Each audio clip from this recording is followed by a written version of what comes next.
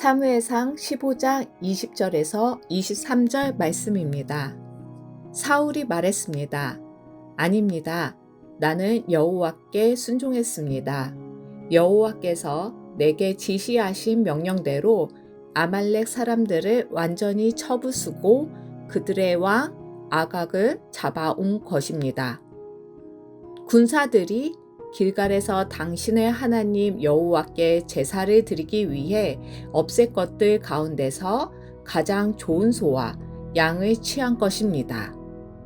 그러자 사무엘이 대답했습니다.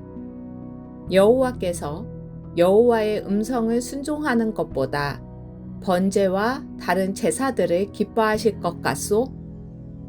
순종이 제사보다 낫고 귀 기울이는 것이 수량의 기름보다 낫소.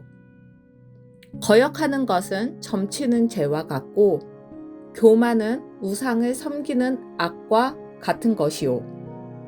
당신이 여호와의 말씀을 거역했기 때문에 그분은 당신을 버려 왕이 되지 못하게 하셨소. 아멘.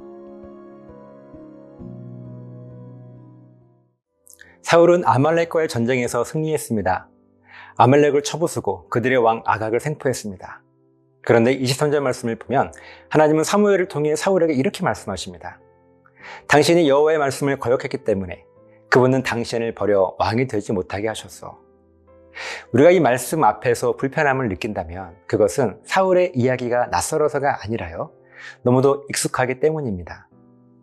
21절 말씀을 보면 사무엘이 왜 양과 소의 소리가 들리느냐고 물었을 때 사울은 이렇게 대답합니다. 군사들이 길갈에서 당신의 하나님 여호와께 제사를 드리기 위해 가장 좋은 소와 양을 취한 것입니다. 이 대답이 오늘 우리가 집중해서 보아야 할 말씀입니다. 사울은 거짓말을 하는 것이 아닙니다. 실제로 그렇게 생각하고 있었습니다. 좋은 것을 살려두어서 하나님께 제사를 드리겠다는 의도, 그것은 분명 선한 명분처럼 들립니다. 그런데 하나님은 그것을 거역이라고 말씀하십니다. 불순종이라고 말씀하세요. 왜냐하면 선한 명분이 하나님의 명령을 대체하는 순간 그것은 더 이상 헌신이 아니라 협상이기 때문입니다. 하나님께서는 아말렉의 것을 하나도 남기지 말라고 분명하게 말씀하셨습니다. 그런데 사울은 그 명령을 자신의 판단으로 편집했습니다. 어차피 제사를 드릴 것이니 좋은 것을 남겨두어도 괜찮지 않겠냐는 계산이었죠. 겉으로는 하나님을 위한다는 말을 붙였지만 실제로는 자신의 방식대로 결정한 것이었습니다. 우리의 모습도 크게 다르지 않지요. 우리는 종종 이런 말을 합니다. 하나님이 나를 이 자리에 두신 것 같아서요. 가정을 위해서요. 사역을 위해서요. 더 큰 선을 위해서요. 여러분, 이 말들이 잘못된 말입니까? 아니에요. 그런데 바로 그렇기 때문에 위험합니다. 선한 언어는 우리 자신의 판단을 가장 효과적으로 숨겨줍니다. 하나님의 이름이 붙어 있으면 우리는 그 결정을 더 이상 점검하지 않아요. 이미 하나님을 위한 일이라고 결론을 내렸기 때문입니다.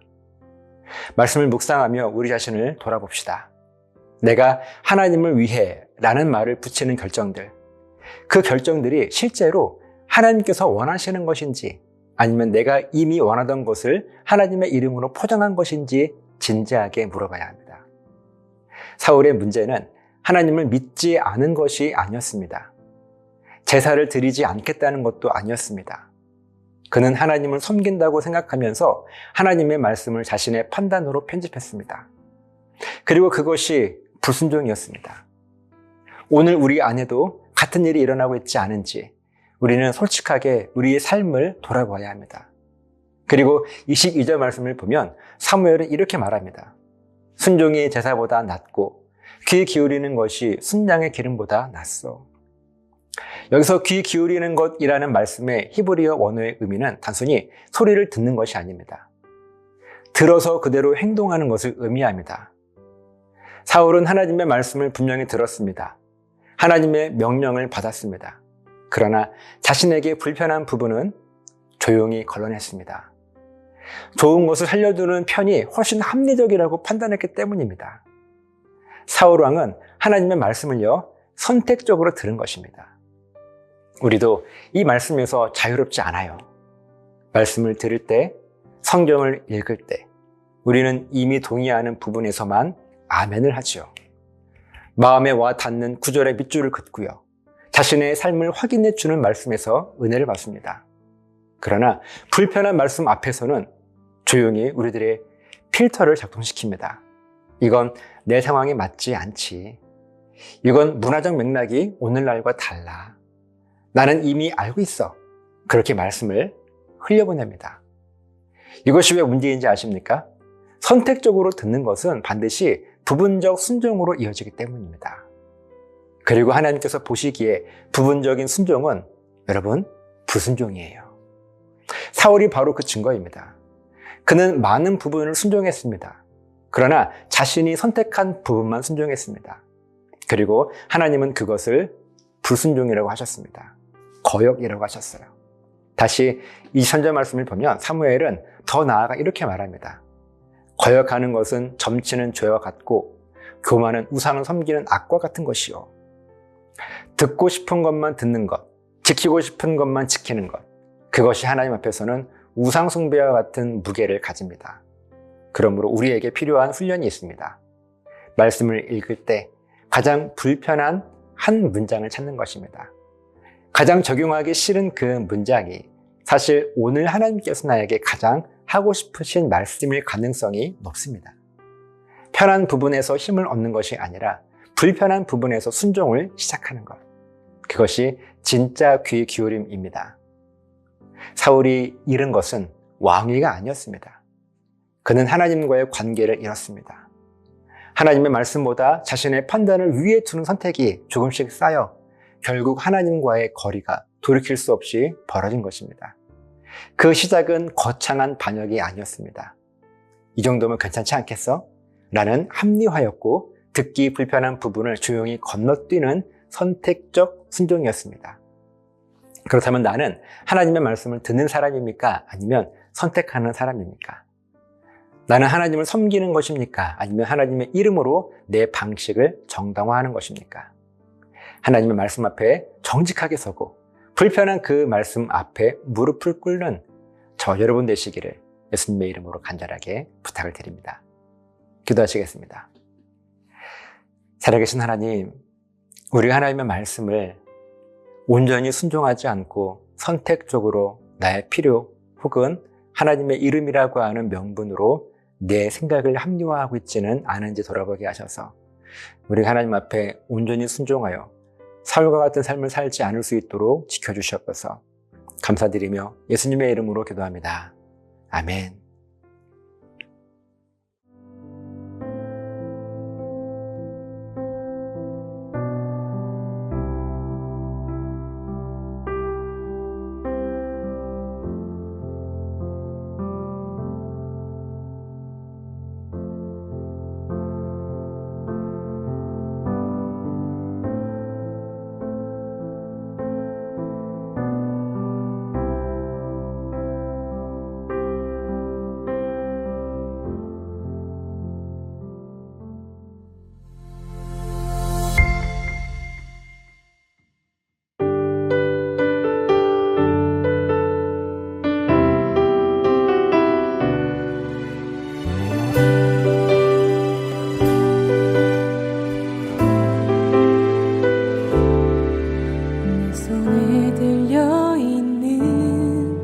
지팡이 사용하셔서 주님만이 주 되심을 나타내소서.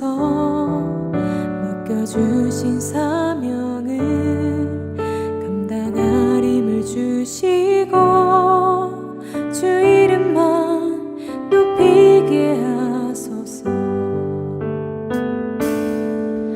연약한 세상에서 믿음을 지키는 자로 선하신 주 의지하여 살게 하소서.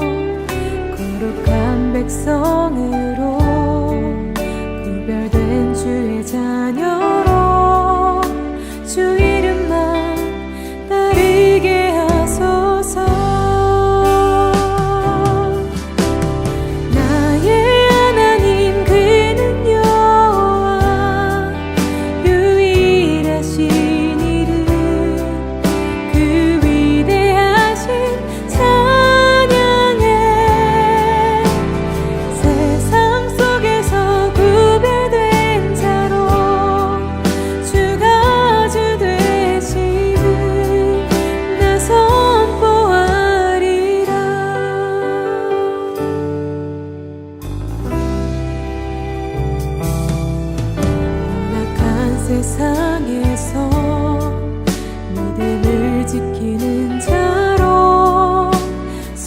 되신 주